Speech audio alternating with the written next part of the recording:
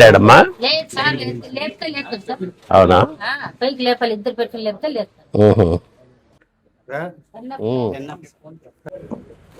కళ్ళల్లో నీళ్ళు పెడుతున్నా. బాగా పని చేసినాడు సార్, గొర్రెల్లో తిరిగి ఉంటుంది. తీసుకో తల్లి, ఇటువైపు రండి. పట్టుకో తల్లి. 4,000 ఉందమ్మా? కరెక్ట్గా ఇస్తున్నారా? నెలలా మధ్యలో వచ్చింది, భర్త చనిపోతే. చంద్రబాబు సార్ కరెక్ట్గా పంపిస్తున్నాడు కదా నెల నెల. 4,000. ఏం పేరు? ఆంజనేయులు. 6,000 రూపాయలు పెన్షన్. ఇదో పట్టుకో. స్వయంగా ముఖ్యమంత్రి చంద్రబాబు నాయుడు గారే రాష్ట్రంలో ఏదో ఒక గ్రామానికి వెళ్ళి ఈ పెన్షన్ల పంపిణీ కార్యక్రమంలో స్వయంగా పాల్గొంటూ ఉన్నారు.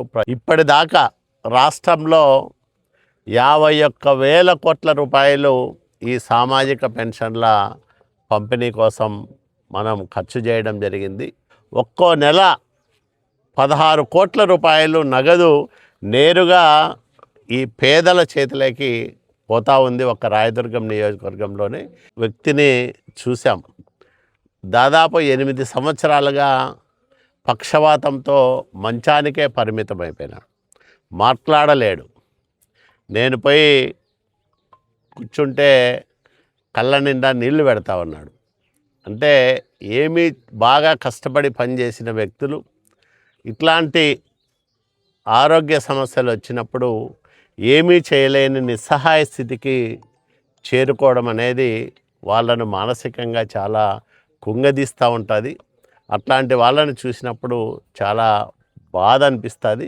అదే సందర్భంలో ఈ ప్రభుత్వం ఉండడం వల్ల, చంద్రబాబు నాయుడు గారు మళ్ళా ముఖ్యమంత్రిగా రావడం వల్ల ఇంతమంది పేదలకు ఒక ఆర్థిక భరోసా లభిస్తూ ఉంది అనే ఆనందము, సంతృప్తి మాకందరికీ ఉంది. కాబట్టి ఈ పెన్షన్ల పంపిణీని ఒక సహాయంగా కాకుండా ఒక బాధ్యతగా చేస్తున్న కూటమి ప్రభుత్వం ఇన్ని లక్షల మంది ప్రజల జీవితాల్లో వెలుగులు నింపుతూ ఉంది, సహాయంగా మారుతూ ఉంది, వాళ్ళందరికీ ఒక భరోసా ఇస్తూ ఉంది, ఆర్థిక భద్రతను కల్పిస్తూ ఉంది అనే విషయాన్ని నేను మనవి చేస్తూ ఉన్నాను.